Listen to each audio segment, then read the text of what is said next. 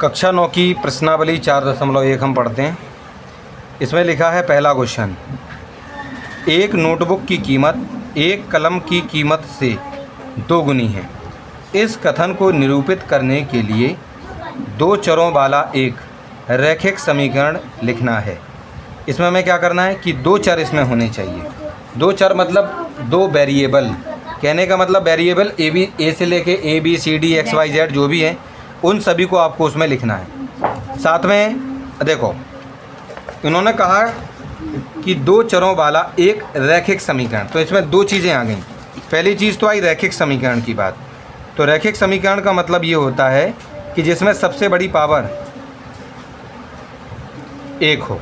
तो यहाँ पर देखो यहाँ x है और y है, यानी ये हमारे दो इसमें चर हैं इस वाले हमारे समीकरण में, और सबसे बड़ी पावर देखी जाए तो वो हमारी एक यहाँ पर भी है और एक यहाँ पर भी है, यानी सबसे बड़ी पावर भी एक है। इसलिए ये रैखिक भी है और साथ में दो चर में भी है, यानी कि टू वेरिएबल में भी है। जैसे अगर हम ये कह देते कि 2x² + 3y, तो ये आपका रैखिक समीकरण नहीं होता। क्यों नहीं होता? क्योंकि इस पर जो पावर है वो 2 है, तो इसको हम द्विघात समीकरण बोलते हैं। क्या बोलते हैं? द्विघात, यानी इंग्लिश में इसको बोलते हैं क्वाड्रिलेटरल वाला इसको बोला जाता है। ठीक है कि नहीं? क्वाड्रिलेटरल कहलाते हैं जो जिनमें सबसे बड़ी जो घात है, जो सबसे बड़ी पावर होती है वो 2 हो। अगर सबसे बड़ी पावर 1 होती है तो ऐसे वाले जो समीकरण हमारे होते हैं उनको कहा जाता है रैखिक समीकरण। तो ये रैखिक है और उसके साथ साथ इंग्लिश में इसको बोलते हैं लीनियर। क्या बोलते हैं? लीनियर इक्वेशन कहलाता है जिनमें सबसे बड़ी पावर आपकी 1 होती है, और द्विघात वो कहलाते हैं जिसमें सबसे बड़ी पावर 2 होती है। त्रिघात वो कहलाते हैं जिसमें सबसे बड़ी पावर 3 होती है। ठीक है?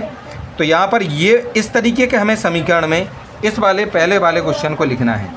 ठीक है? तो इसमें क्या करेंगे हम, देखो इसमें हमने सबसे पहले, क्योंकि उन्होंने ये कहा है कि जो आपकी नोटबुक है, अभ्यास पुस्तक है, उसकी कीमत हमें मालूम नहीं है, तो हमने क्या मान लिया कि जो आपकी अभ्यास पुस्तक है उसकी कीमत कितनी है? x, यानी इंग्लिश में है कि let cost of notebook equals to x rupees. वहीं पर जो पेन की कीमत है, पेन की कीमत को हमने y मान लिया क्योंकि उसकी भी कीमत हमें मालूम नहीं थी, तो उसकी कीमत को हमने y माना। यहाँ लिखा है इंग्लिश में एंड कॉस्ट ऑफ पेन बराबर हमने मान लिया है y। अब उसके बाद आगे उन्होंने क्या बोला है, एक बात उन्होंने इसमें हमें एक हिंट दे रखी थी कि जो नोटबुक की जो कीमत है वो कलम यानी पेन की कीमत से दोगुनी है, जो नोटबुक की कीमत है। देखो यहाँ लिखा हुआ है प्रश्न के अनुसार जो नोटबुक यानी अभ्यास पुस्तक की जो कीमत है वो पेन की कीमत के 2 गुना है, तो पेन की कीमत से 2 गुना हमें इसमें कर देना है।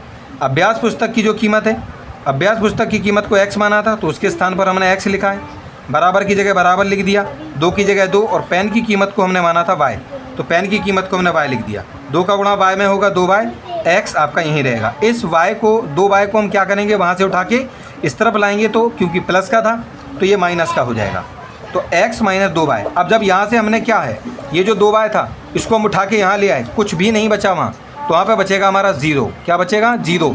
तो इस तरीके से हमने ये जो आपका क्वेश्चन है, इस वाले क्वेश्चन में जो भी बात कही गई थी उसके हिसाब से दो चर वाला यानी 2 वेरिएबल वाला एक हमने आपका समीकरण बनाकर आपको दिखा दिया है। ठीक है कि नहीं?